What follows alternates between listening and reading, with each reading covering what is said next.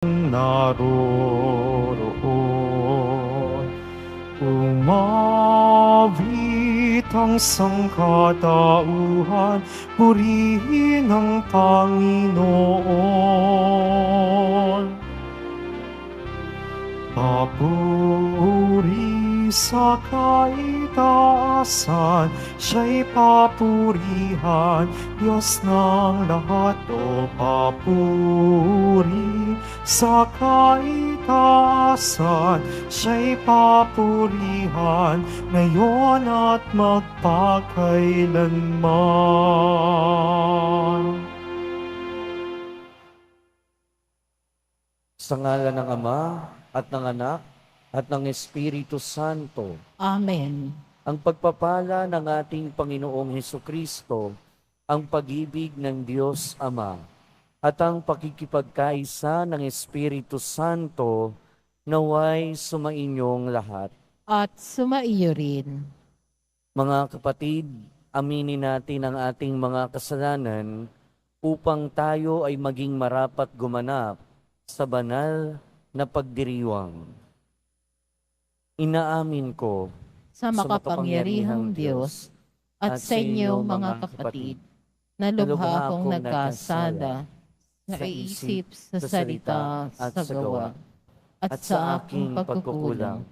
Kaya isinasamo ko sa mahal na Birheng Maria, sa lahat ng mga anghel at mga banal, at sa inyo mga kapatid, na ako'y ipanalangin sa Panginoong ating Diyos. Kaawaan tayo ng makapangyarihang Diyos, patawarin tayo sa ating mga kasalanan, at patnubayan tayo sa buhay na walang hanggan. Amen. Panginoon, kaawaan mo kami. Panginoon, kaawaan mo kami. Kristo, kaawaan mo kami. Kristo, kaawaan mo kami. Panginoon, kaawaan mo kami. Panginoon, kaawaan mo kami. Manalangin tayo.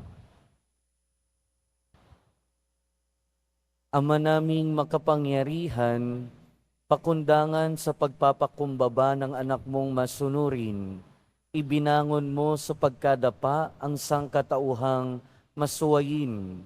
Ipagkaloob mo sa amin ang banal na kagalakan upang kaming sinagip mo sa kaalipinan ay magkamit ng iyong ligayang walang katapusan sa pamamagitan ni Hesukristo kasama ng Espiritu Santo, magpasawalang hanggan. Amen. Magsiupo na po ang lahat.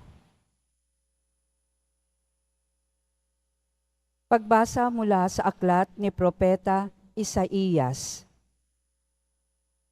Nang taong mamatay si Haring Uzzias, nakita ko ang Panginoon. Nakaupo siya sa isang napakataas na luklukan. Ang laylayan ng kanyang damit ay nakalatag sa buong templo.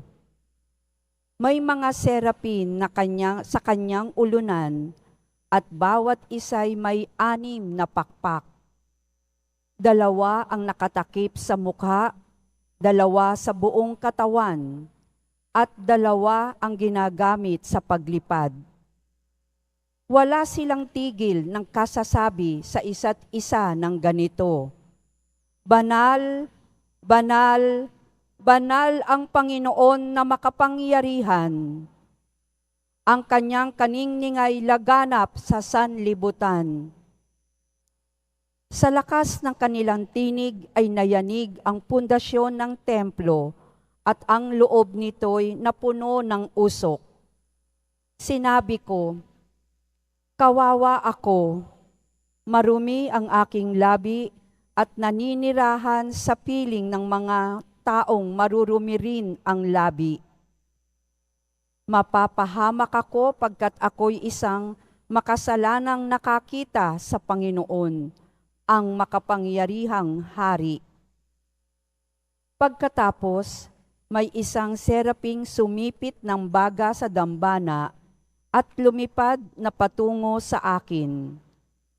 Ang baga ay idiniit sa aking mga labi at sinabi, Wala ka ng sala, napawi na ang mga kasalanan mo.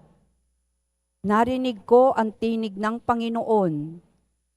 Sino ang aking ipadadala? Sino ang aming susuguin? Sumagot ako, narito po ako. Ako ang isugo nyo. Ang salita ng Diyos. Salamat sa Diyos. Panginooy naghari na, ang damit niya'y maharlika. Panginooy naghari na, ang damit niya'y maharlika. Panginooy naghahari na ang suot sa katawan ay damit na maharlika at batbat ng kalakasan. Panginooy naghari na, ang damit niya'y maharlika. Kahit ano ang gawin pa'y hindi ito magagalaw. Ang trono mo ay matatag simula pa noong una. Bago pa ang ano paman, likas, ika'y naroon na. Panginooy naghari na, ang damit niya'y maharlika. Walang hanggan, Panginoon, ang lahat ng tuntunin mo. Sadyang banal at matatag ang sambahang iyong templo. Panginooy naghari na, ang damit niya'y maharlika. Magsitayo po ang lahat.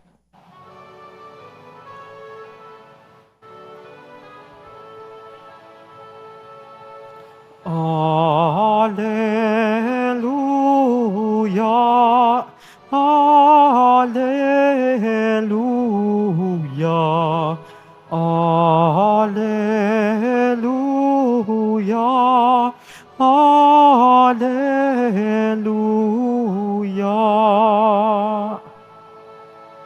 Hirap kaysa ni Kristo ay kapalarang totoo, kaloob ng Espiritu. Alleluia, alleluia, alleluia, alleluia.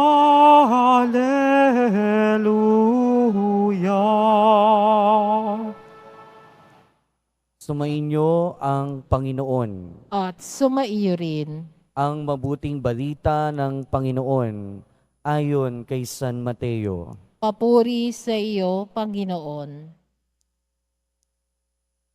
Noong panahong iyon, sinabi ni Jesus sa kanyang mga apostol, walang alagad na higit kaysa kaniyang guro, at walang aliping higit kaysa kanyang Panginoon. Masiyahan ang alagad na matulad sa kanyang guro at ang alipin na matulad sa kanyang Panginoon. Kung ang puno ng sambahayan ay tinawag nilang Beelzebul, lalo na nilang aalimurahin ang kanyang mga kasambahay. Kaya huwag kayong matakot sa kanila. Walang natatago na di malalantad at nalilihim na di mabubunyag. Ang sinasabi ko sa inyo sa dilim, ulitin ninyo sa liwanag. At ang ibinulong sa inyo ay inyong ipagsigawan. Huwag ninyong katakutan ang pumapatay ng katawan, ngunit hindi nakapapatay ng kaluluwa. Sa halip, ang katakutan ninyo'y ang nakapapatay ng kaluluwa at katawan sa impyerno. Hindi ba ay pinagbibili ang maya ng dalawa isang pera? Gayunman, kahit isa sa kanila ay hindi nahuhulog sa lupa o hindi kalooban ng iyong Ama. Maging ang buhok ninyo'y bilang na lahat. Kaya huwag kayong matakot, higit kayong mahalaga kaysa libo-libong maya. Ang sino mang kumilala sa akin sa harap ng mga tao, ay kikilalanin ko rin naman sa harapan ng aking Ama na nasa langit. Ngunit ang magtagtwa sa akin sa harapan ng mga tao, ay itatatwa ko rin naman sa harapan ng aking Amang nasa langit. Ang mabuting balita ng Panginoon. Pinupuri ka namin, Panginoong Hesukristo. Magsiupo na po ang lahat. Welcome po sa Minor Basilica and National Shrine of Jesus Nazareno at magandang umaga sa inyong lahat. Mga kapatid, simple lang ang paalala sa atin ng ating Panginoon.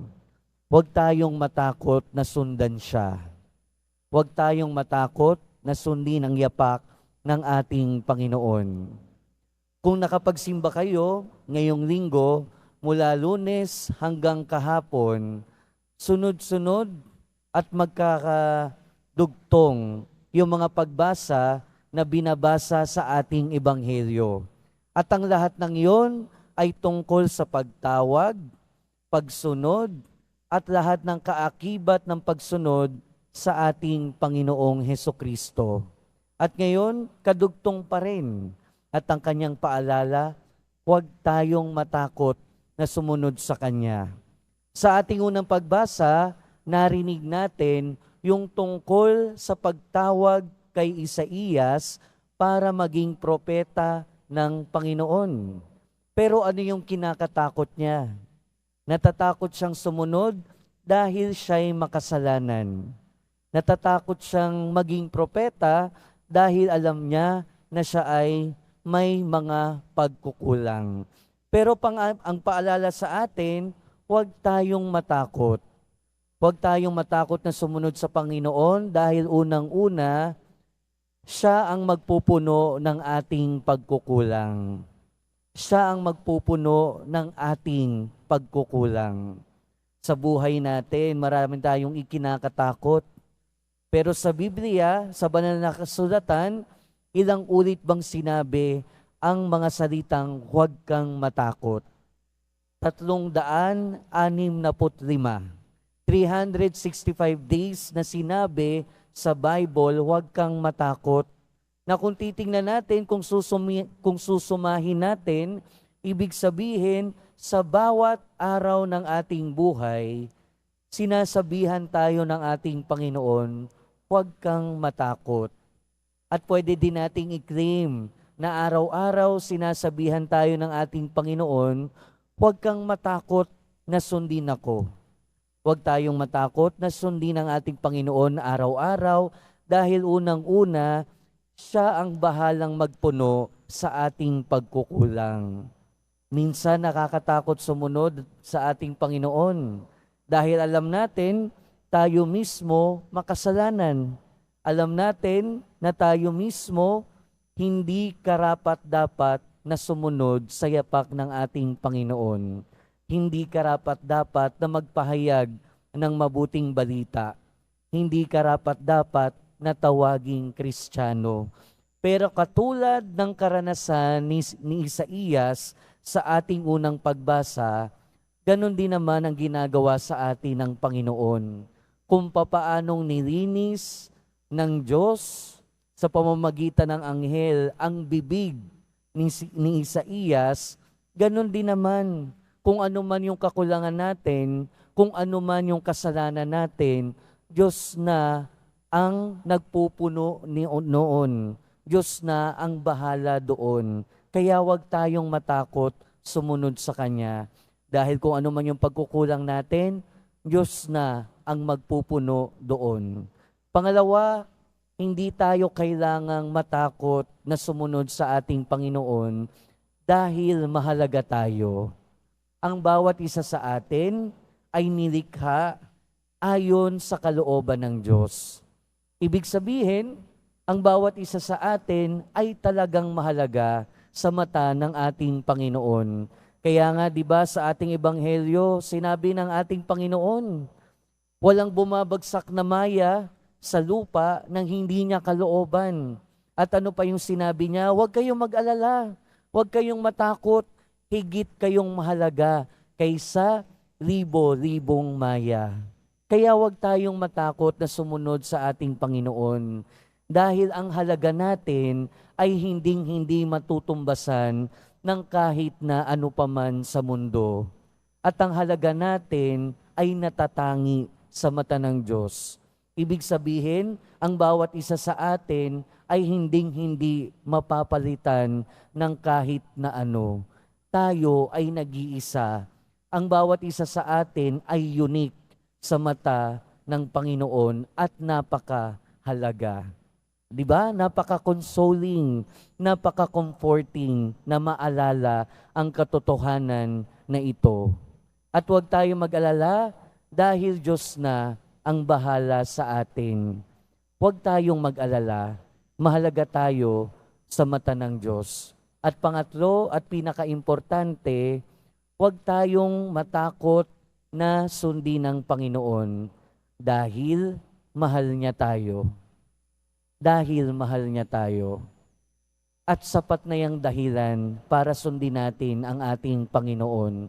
Kaya sa pagpapatuloy ng ating buhay, mga kapatid, ang paalala sa atin ng ating Panginoon, huwag tayong matakot na sumunod sa Kanya. Huwag tayong matakot na sumunod sa Kanya dahil siya na ang pupuno sa ating kakulangan. Huwag tayong matakot na sumunod sa Kanya dahil mahalaga tayo sa mata ng Diyos at hindi tayo mapapalitan. At huwag tayong matakot sumunod sa Kanya dahil unang-una at higit sa lahat, mahal tayo ng Diyos. Iingatan niya tayo. Amen. Magsitayo na po ang lahat.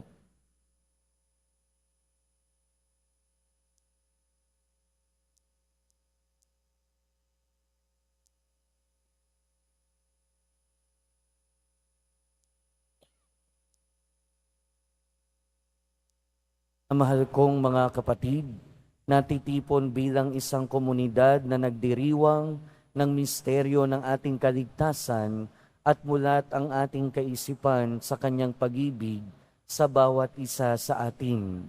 Dumulog tayo sa panalangin sa Diyos, ang ating walang hanggang Ama, at sa bawat panalangin ang ating itutugon, Ama, ipagsanggalang mo ang aming kaluluwa at katawan. Ama, ipagsanggalang mo ang aming kaluluwa at katawan.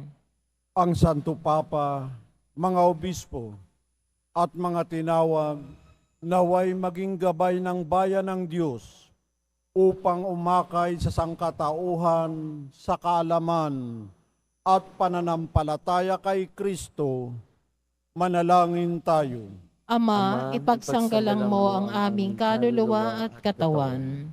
Tayo naway mabigyan ng biyaya na harapin ang mahihirap na pagsubok ng may katapangan, nalalaman na panig sa atin ng Panginoon na nagbibigay sa atin ng lakas. Manalangin tayo. Ama, ipagsanggalang mo ang aming kaluluwa at katawan. Ang mga kabataan naway magnilay sa tawag ng pagiging pari o reliyoso at reliyosa upang mapaglabanan nila ang pagdududa, takot at kalituhan. Manalangin tayo. Ama, ipagsanggalang mo ang aming kaluluwa at katawan. Ang mga may sakit at may kapansanan naway makadama ng kagalingan at kasiyahan na tanging si Kristo lamang ang makapagbibigay. Manalangin tayo. Ama, ipagsanggalang mo ang aming kaluluwa at katawan. Yaong mga namayapa, naway umanin ng pabuya sa kanilang mabuting mga gawain sa walang hanggang kaharian ng Diyos. Manalangin tayo. Ama, ipagsanggalang mo ang aming kaluluwa at katawan. Makalangit na Ama, ipinauubayan namin sa iyo ang aming mga mithiin. Bigyan mo kami ng lakas na makasunod sa iyo sa gitna ng mga pagsubok at paghihirap. Hinihiling namin ito sa pamamagitan ni Kristo na aming Panginoon. Amen. Magsiupo na po ang lahat.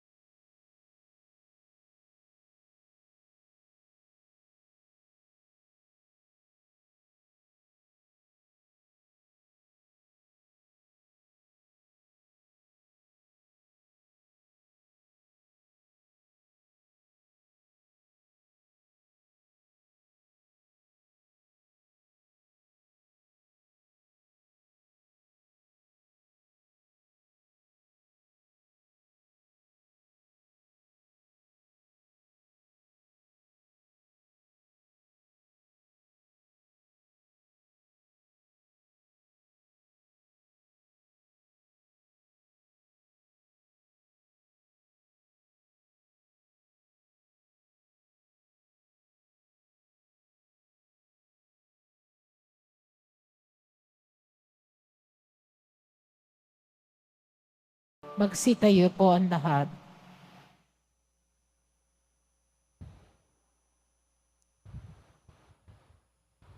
Manalangin kayo mga kapatid upang ang paghahain natin ay kalugdan ng Diyos amang makapangyarihan. Tanggapin nawa ng Panginoon itong paghahain sa iyong mga kamay sa kapurihan niya at karangalan sa ating kapakinabangan at sa buong sambayanan niyang banal. Ama naming lumikha, ang paghahain namin sa iyong ngalan ay siya nawang amin o sa amin dumalisay upang ito ay maging paganap araw-araw ng aming paglipat sa buhay sa kalangitan. Sa pamamagitan ni Hesukristo, kasama ng Espiritu Santo, magpasawalang hanggan. Amen. Sumainyo ang Panginoon. At sumaiyo rin. Itaas sa Diyos ang inyong puso at diwa. Itinaas na namin sa Panginoon. Pasalamatan natin ang Panginoong ating Diyos. Marapat na siya ay pasalamatan. Ama naming makapangyarihan, tunay ngang marapat na ikaw ay aming pasalamatan. Pinagbibigyan mong ito'y aming maihayag, kahit na ito'y walang anumang maidaragdag, sa kadakilaang sa iyo ay likas. Sa pagpupuri namin ang nakikinabang, ay kami rin iyong pinakikiharapan sa pamamagitan ng iyong anak na minamahal. Kaya kaisa ng mga anghel na nagsisiawit ng papuri sa iyo, nang walang humpay sa kalangitan, kami nagbubunyi sa iyong kadakilaan. Santo, Santo, Santo, Panginoong Diyos ng mga hukbo, napupuno ang langit at lupa ng kadakilaan mo, o sana sa kaitaasan. Pinagpalang na paririto sa ngalan ng Panginoon, o sana sa kaitaasan. Magsilhod po ang lahat. Ama naming banal, ikaw ang bukal ng tanang kabanalan. Kaya't sa pamamagitan ng iyong Espiritu, gawin mong banal ang kaloob na ito upang para sa aming maging katawan at dugo ng aming Panginoong Hesukristo. Bago niya pinagtiis ang kusang loob na maging handog, hinawakan niya ang tinapay. Pinasalamatan kaniya, pinaghati-hati niya iyon, iniabot sa kanyang mga alagad at sinabi, "Tanggapin ninyong lahat ito at kanin. Ito ang aking katawan na ihahandog para sa inyo."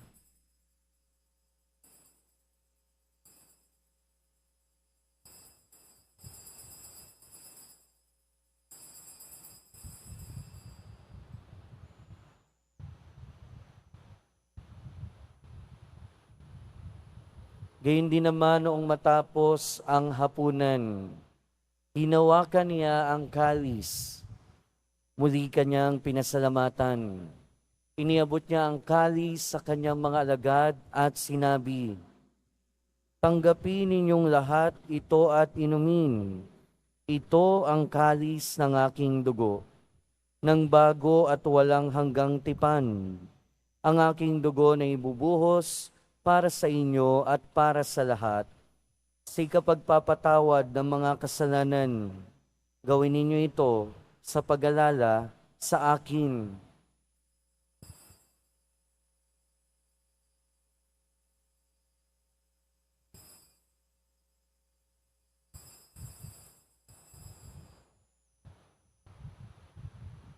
Magsitayo po ang lahat. Ipagbunyi natin ang misteryo ng pananampalataya. Si Kristo'y namatay, si Kristo'y nabuhay, si Kristo'y babalik sa wakas ng panahon. Ama, ginagawa namin ngayon ang pag-alala sa pagkamatay at muling pagkabuhay ng iyong anak. Kaya tiniaalay namin sa iyo ang tinapay na nagbibigay buhay at ang kalis na nagkakaloob ng kaligtasan. Kami nagpapasalamat dahil kami iyong minarapat na tumayo sa harap mo para maglingkod sa iyo. Isinasamo namin kaming magsasalo-salo sa katawan at dugo ni Kristo ay mabuklod sa pagkakaisa sa pamamagitan ng Espiritu Santo. Ama, lingapin mo ang iyong simbahang laganap sa buong daigdig. Puspusin mo kami sa pag-ibig kaysa ni Francisco na aming Santo Papa at ni Jose na aming Obispo at ng Tanang Kaparian.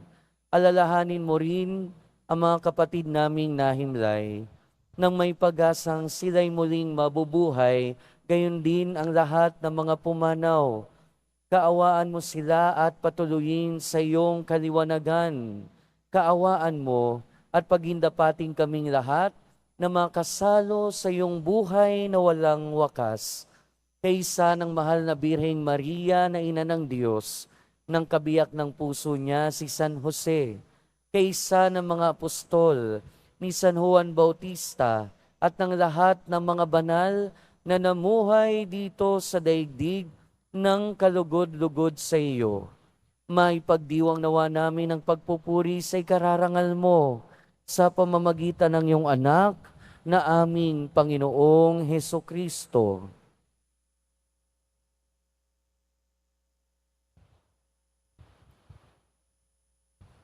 Sa pamamagitan ni Kristo, kasama niya at sa Kanya, ang lahat ng parangal at papuri ay sa iyo, Diyos amang makapangyarihan, kasama ng Espiritu Santo, magpasawalang hanggan. Amen.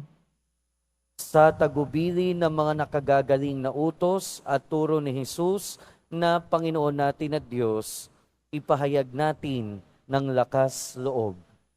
Ama namin, Sumasalangit ka, sambahin ang ngalan mo, mapasa amin ang kaharian mo, sundin ang loob mo dito sa lupa para nan sa langit.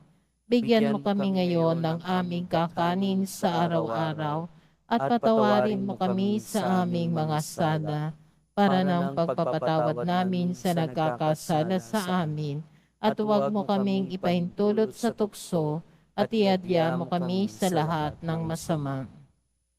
hinihiling namin kami iadya sa lahat ng masama, pagkalooban ng kapayapaan araw-araw, iligtas sa kasalanan at ilayo sa lahat ng kapahamakan.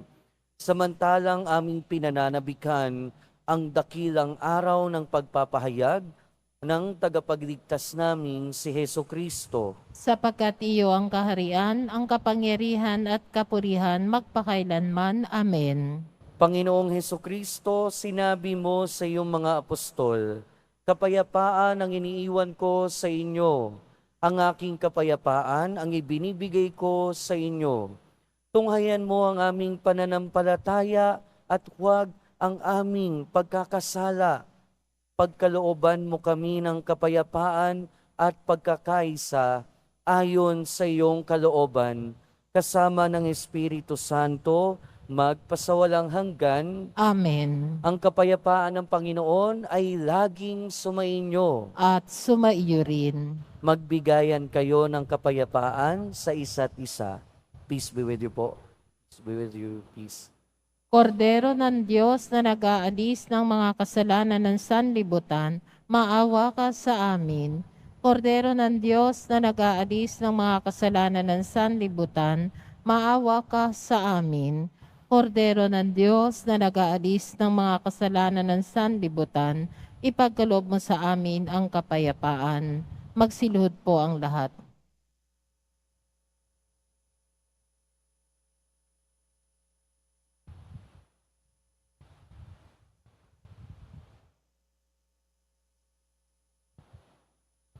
Ito ang kordero ng Diyos. Ito ang nag-aalis ng kasalanan ng sanlibutan. Mapalad ang mga inaanyayahan sa kanyang piging. Panginoon, hindi ako karapat-dapat na magpatuloy sa iyo, ngunit sa isang salita mo lamang ay gagaling na ako.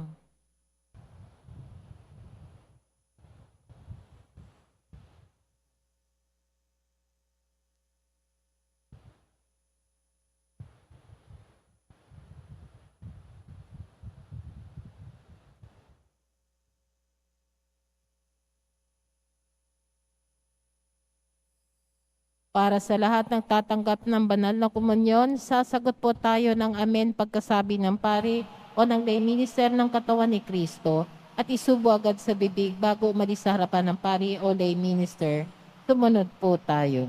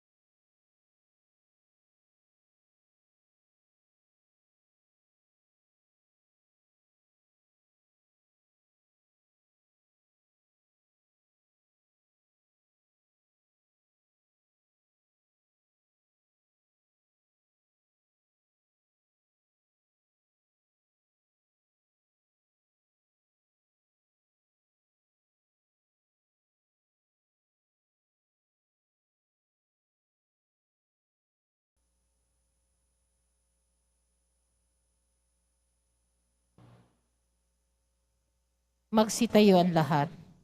Manalangin tayo. Ama naming mapagmahal, kaming iyong pinapakinabang ay loobin mong laging lumingon sa pinanggagalingan ng tinanggap namin ngayon para pagsaluhan sa pamamagitan ni Jesucristo kasama ng Espiritu Santo magpasawalang hanggan. Amen. Sumainyo ang Panginoon. At sumaiyo rin. Mahal na poong Jesus Nazareno, inihayag mo sa pamamagitan ng krus ang walang maliw na pag-ibig ng Diyos sa sangkatauhan. Pakinggan mo ang kahilingan ng iyong angkan na nagsusumamo sa iyo. Makamtanawa nila ang iyong katugunan at tanggapin ang kasagutan na may utang na loob na tinatanaw. Basbasan din po ninyo ang mga daladala nilang mga imahen at dasalan. Sa pamamagitan ng bendisyon na ito, naway maalala nila ang mga pangako nila noon sa binyag, na ikaw ang kanilang iibigin at paglilingkuran bilang Panginoon magpasawalang hanggan. Amen. At pagpalain kayo ng makapangyarihan at mapagmahal na Diyos, ng Ama at ng Anak at ng Espiritu Santo. Amen.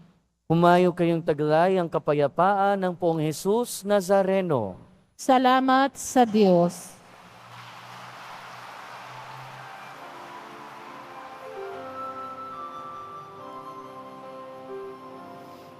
Nuestro Padre Jesus Nazareno, sinasamba ka namin. Pinipinto ka namin. Aral mo ang aming buhay at kaligtasan. Nuestro Padre Jesus Nazareno, iligtas mo kami sa kasalanan. Ang krus mong kinamatayan ay sagisag ng aming kaligtasan.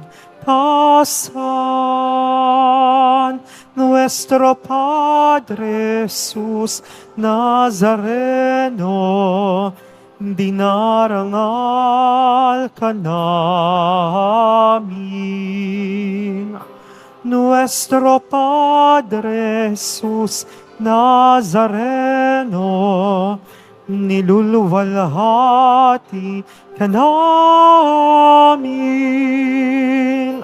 Nuestro Padre Jesus Nazareno, dinarangal ka namin. Nuestro Padre Jesus Nazareno, niluluwalhati ka namin.